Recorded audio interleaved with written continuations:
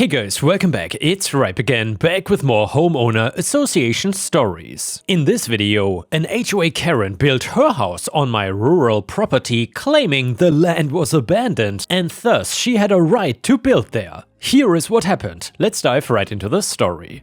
I would like to start by stating that I met my great aunt maybe twice and it had been 20 years between when I last met her and when she died. She was family, but I don't need any disparaging comments about how I should have appreciated my inheritance more. This is a story about a psycho Karen, not a family issue. We lived vastly different lives and that is okay. Anyway, the only reason I received the inheritance from her was because she lived long enough that other relatives passed away before her and I was the nearest relative. I even took the time after her funeral to spend time where she lived and try to find if there was anyone else who was close to her that might be interested in the land. I did always think that I would make it back out there, but my career progressed and I got married and kids even came along. Living out on land in the country just did not match what me and my family needed or wanted. I did have to deal with the legal and tax side of things. I was not making money off the land, so paying property tax every year was not a fun situation, but I could do it. Early on, the property tax was not even an issue.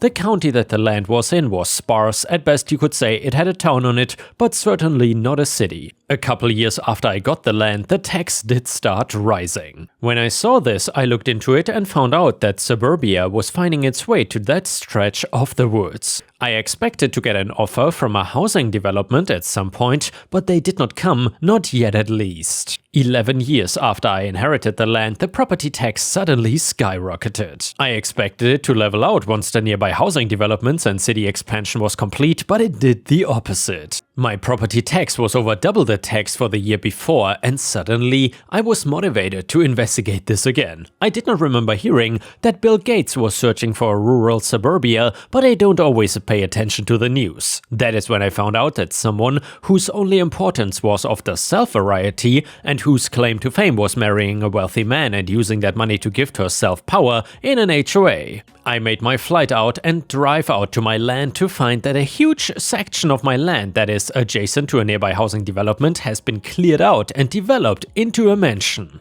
Of course, I did not even believe my own eyes at first. I don't have property lines memorized and I assumed that it was the mansion that was adjacent to my land. However, when I investigated the rest of the land, I could not find any other reason that my property tax would have skyrocketed, and I discovered something odd. The fencing that surrounded most of my land was missing on the site adjacent to the mansion. I checked with the county clerk and was able to discover that the mansion was in fact built on my land, the one that I inherited from my great aunt. So I did the only thing that could come to my dazed mind in the moment and went to knock on the door of the mansion. 2 minutes of concerted thought would have told me that someone who had pulled this stunt would not exactly understand reason, but we act with the mental facilities most accessible to us at the moment, and honestly, I felt drugged right then. Susan answered the door. For a bit of variety's sake on this side, I will be calling her by Susan instead of defaulting to Karen, which definitely describes her though. I did not present myself as someone competent at first. I just kind of sputtered that the land was mine and I had no clue what she thought she was doing building a house on it. Fortunately, Susan had her answer prepared months, maybe years in advance, so my opening statement did not matter too much. By the way, imagine all her words with a little too emphasized of a southern drawl, especially considering that she was from Nebraska. Susan said, "Oh, you sweet city slicker, I have not done anything out of the ordinary here. You forfeited this land and I simply took the opportunity to utilize this beautiful space that you were wasting." I hardly forfeited anything if my property taxes are any indication. I replied, "I have my documentation right in here." The quick, excited nature of this reply was the first hint that made it through to my shock-addled brain that this was gonna be quite the ordeal. We did not even make it through her entry room before she started blabbing on about her HOA. She was so proud of the great length towards progress that her HOA had made since she founded it with her husband's money 4 years ago. She bragged on and on about just how grateful the community was and how they threw parties for her and got her Christmas gifts, all because of how much her contributions had provided to the community. She claimed that they supported her completely and that they had helped her work through the paperwork that allowed her access to the land and then even helped her with the construction. It's been over 25 years since I last worked a customer-facing job. I still cannot help but remember the experience of listening to an ignorant person blather on while you just smile and nod. That skill apparently never completely leaves you because I smiled and nodded after determining that it was the quickest way to have the conversation end. Someone like this has all these words they store up until the opportunity comes where they can unload all of it onto whatever poor soul cannot go anywhere. The documents she showed me looked like something a property lawyer might draft on a bar napkin before throwing up the whiskey that they've been shooting. I would have been more shocked at seeing a real notary stamp on it if I didn't recognize the name as one of her sycophants on the HOA board that she had been telling me about. She still did not truly stop talking for more than a breath until I brought out a copy of my property deed and set it on the desk. I said, "This is proof of my ownership and your documentation does not hold a candle to what this means. If an offer had been made to purchase this land that was fair, I likely would have sold it to you or at least your rich husband. However, now I will need you to get off my land and pay the property tax as well as any costs associated with demolishing this building and clearing off the land." I think she would have been happier if I had asked for her firstborn. Her face darkened and she started to go on and on about how she had welcomed me onto her property and had a civil discussion with me and showed me her documentation and even was gonna welcome me for dinner and see how she could thank me for giving me the land that she needed to build her dream home. And it felt like it went on and on and on, and even though I only gave her about a minute to get her words out while I just breathed and kept myself calm. Then I cut her off and simply said, "Mine, my land and my house since I'm paying the property tax." She swiped her arms over her desk to loudly throw the pointless decor onto the ground and grabbed the phone off the archaic-ass landline she apparently had installed and put it to her ear. Within seconds she was moaning and crying to the sheriff's office and begging for the sheriff to come on down to her house and remove a trespasser. I assume he was not a member of her HOA because she asked nicely instead of demanding he do it or be fined and have his house taken away from him. I happily left her home with its suffocatingly sunshiny decor and sat down on the edge of the porch kicking my legs as I waited for the sheriff. Susan paced the porch and I think she wanted to kick me, but I turned toward her anytime I heard her coming and she did not have the courage to look me in the eye while she did it. The sheriff arrived and I was put in handcuffs nearly immediately. I did my best to explain the situation, but her local standing and stubborn aggression had him pushing me down into his backseat in no time. When we got in the car, I got him to acknowledge me enough to say that it would likely all end a lot quicker for me if I explained my situation in a legally binding location instead of devolving into an argument on Susan's front porch. Knowing what I know now, I think I'm grateful to him, still annoyed at the handcuffs and the whole booking procedure, especially since Susan had rained down self-righteous insults on me the whole time he was reading me my rights. But I did gain something from that annoyance too. It gave me an anger to channel so that I did not delay the reaction at all. I had my lawyer come out and called into my work and my family so they knew that I was safe but would not be back home for a few extra days due to an emergency involving my land. To give you an idea of our confidence going into the case, when he was handed the documentation of Susan's ownership of the land, he burst into laughter and then said, "I'm glad you didn't show me that in front of her because I might not have been able to keep professional." We did a little bit of digging into Susan's cherished HOA board and even gathered a few extra character testimonies to tell about the abusive nature of Susan's neighborhood management, all to make our court case watertight. The town was still small and sleepy enough that I could get the case moved along and get a hearing. Not only were we able to prove that Susan's documentation was fabricated, which meant she was at best trespassing, we were also able to prove her intent, making property theft and deliberate emotional distress easy when we countersued. The court gave me everything I could have wanted. They even gave me the cost to demolish her mansion after I said I had no definitive plans to do so. Susan had her reputation within her HOA demolished, which led to her and her cronies getting destroyed as well. The judge ordered to vacate the property, which led to a great interaction when people heard her husband asking her why she had not involved him if she wanted the land. Technically, her and her rich husband were homeless for a short time because of me, as they had sold their other home and they were not allowed to buy a new home in the neighborhood. Susan was forced to move wherever her husband decided, and considering the venom in his voice when he spoke about her rural hick homes that she kept buying, I think she's gonna be forced to become a city slicker. I realized when Susan left that I actually had no strong negative emotions to the house itself, but I did not want to just pocket the money meant for its demolition, so I put it towards clearing the rest of the property. It took a couple minor inquiries to find the company who owned the housing development, and they took it off my hands for a quite nice price. I do wish I had the opportunity to have my quiet rural retreat, if only because I hoped it would make me feel closer to my great aunt. All the money from the lawsuit and property sale went towards my children's college and future, so I think that is another way to continue her legacy. And the next one is titled, HOA claims to own structure on my property but has no easement proving access. And by the way guys, if you enjoy the HOA stories, please don't forget to like the video and subscribe to the channel if you haven't already, because that would be very much appreciated. So I purchased a house earlier this year. Apparently when the HOA was first built around 25 years ago, they built a structure that was intended to be used by the community and that would require an easement on what has become my property for access. However, my plot and my neighbor's plot were some of the last to sell, and no easement was actually recorded on the deeds to these properties when that happened. Perhaps it was an administrative mistake, it's not clear. The previous owners of my home, as well as the previous owners of the neighboring home, put up no trespassing signs and had essentially been using the structure as private use shared between the two of them. When I bought the house, I was given a copy of an agreement signed between the previous owner and the neighbor, essentially giving each other easement access to the structure. It's right on the property line, and agreeing to split the cost of maintenance.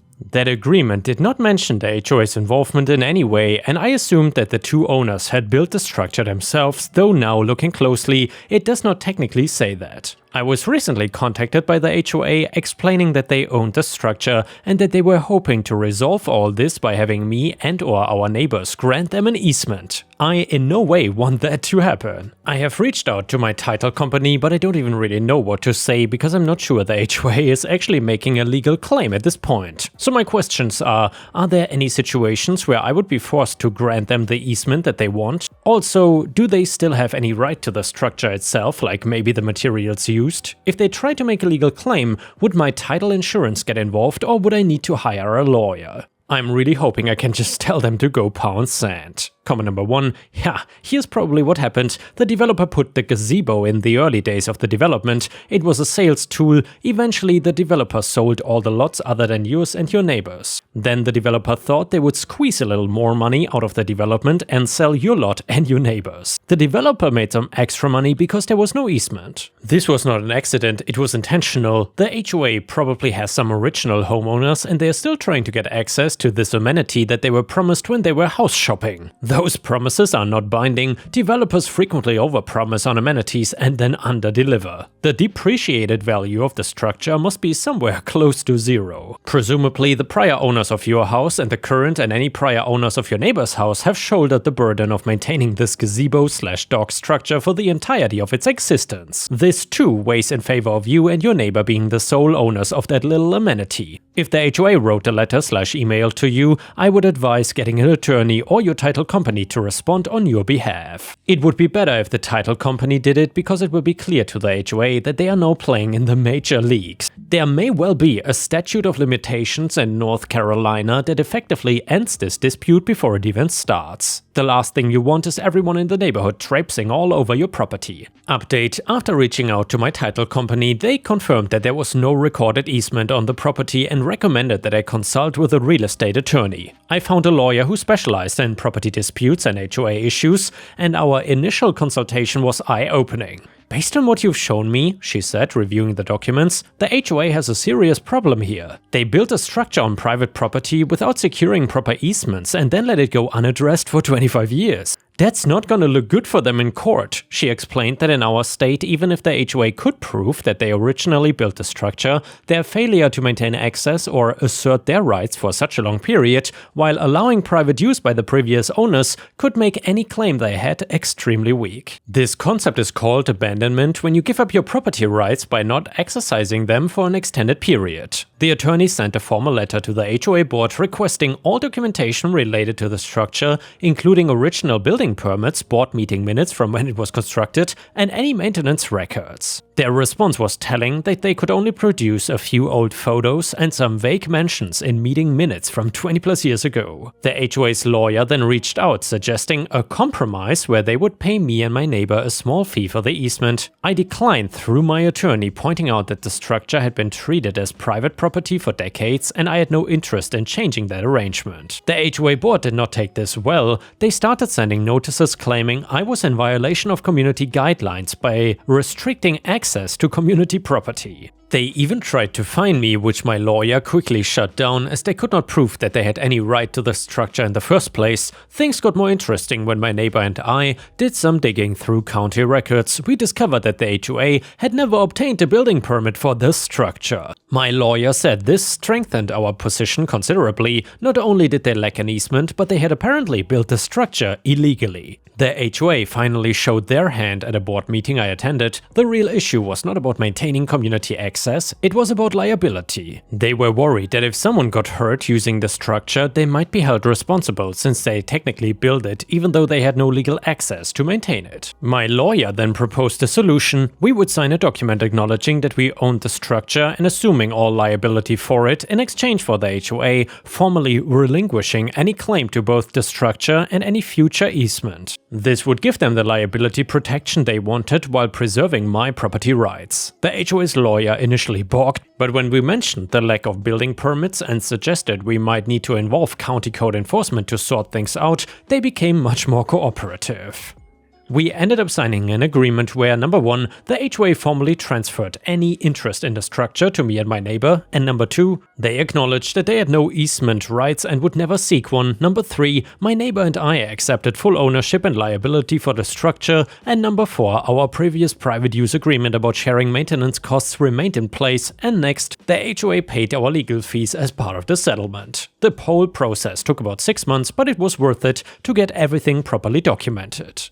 My title insurance company covered part of my legal fees since this could have been considered a title defect, though I had to pay some out of pocket. The best part came during the final negotiation meeting. The HOA board president tried one last time to guilt me about taking away a community amenity. I reminded him that their own negligence in never securing proper easements or permits had created this situation and that the community had not had access to this structure for over 2 decades before I bought my house. The time to worry about community access was 25 years ago when you were building it, I told him. You cannot expect me to give up my property rights just because your board failed to do things properly back then. Some of my neighbors initially gave me the cold shoulder about the situation, but that changed when they learned the full story. Several even thanked me for standing up to the board and saying that they had become too aggressive in recent years about trying to extend their authority beyond what the HOA agreements usually allowed. My neighbor and I have continued to maintain the structure well, and we have actually become good friends through this whole ordeal. We've made some improvements to it that the HOA never bothered with during all those years they claimed to own it. The HOA board has been noticeably more careful about following proper procedures since this incident. I heard they even hired a property management company to help them review all the documents and make sure that everything is properly recorded going forward. Looking back, I'm glad I did not just give in to their demands for an easement. It would have permanently devalued my property and set a bad precedent for the HOA overstepping their authority. Sometimes you gotta stand firm when you know you're in the right, even if it means dealing with some conflict along the way. And the next one is titled, Leaving My Work. And this is a story from r/malicious compliance. It starts like this. I was working for a smallish company, about 60 employees across several locations. Basically IT support for both hardware, laptops, phones and software, and when I was hired, just under 9 years ago, it was verbally agreed that instead of clocking any call-outs as overtime, I would just take the time in lieu. Callouts were always minimal and there was never any issues with me taking the time here and there to make up for it. Any calls in the middle of the night were quickly resolved and I had no problem getting back to sleep. Appointments in the middle of the day were fine because of the additional hours from whenever. This worked well for almost my entire time there. I also always started early, just depending on when I left the house, got into the office, got my coffee, could have been anywhere between 5 and 30 minutes because I would leave the house earlier so as not to wake the family if school was off that day. I did not care at that point, it never bothered me, they got free time from me, but again, I did not care because honestly, what else did I have to do? It was a great job until it wasn't. One weekend I was working on some hardware maintenance, cleaning up wiring, Ethernet plugs, installing a new UPS that took me the better part of Sunday to complete, 6 to 8 hours. This was understood, approved in advance and appreciated. The following week though, I decided to start burning those extra hours up. I still came in early, as I had done for years, but started leaving an hour early from my regular end time every day if nothing was going on. This is important. If something needed to be done, I got it done. I was reachable via email until early evening and phone pretty much 24/7. This particular week was slow, so I had nothing going on. I left an hour early for the first 4 days. On Friday, my boss comes to me and gently says, "People noticed that you've been leaving early this week. I would like to make sure that you stay in your office until the scheduled end of day in case someone needs you." I explained to him that I was burning up Leo days and he just reiterated that it looks bad to others. Seriously? You cannot tell the others that I work my 40 hours a week, just not at the same time as them? Fine, cue my malicious compliance. I immediately submitted 4 hours of overtime for the hours that I didn't take in lieu. I still showed up at the office at whatever time I got there, but I didn't start any work until 8 AM. If asked, I would say, sure, 8 AM start time. If I got called outside of office hours, depending on how long I spent on the issue, I logged it as overtime. User calls me at 7 PM to ask a question. I answer him in 30 seconds, 1 hour overtime. When my boss then started to ask, how come you're submitting all of this overtime? I responded with a simple, some people don't understand or like me taking in Leo time, so I need to claim it as overtime since I'm at my desk from 8 to 4. Because I was not available at his beck and call, it ended up costing them more money. 95% of my job could be done from home because of full remote access, but that stupid old school mentality means that people in the office need to see you at your desk all day long. I left the company very shortly after that for a much better paying job with full work from home. Know your worth. And by the way, Ripe Stars, I'm curious, I know that nowadays working from home gets more and more popular, so I'm curious, at your job, are you able to work from home or is it kind of frowned upon? Because I know that in many companies, people don't really like when others work from home and they claim they are just at home doing nothing.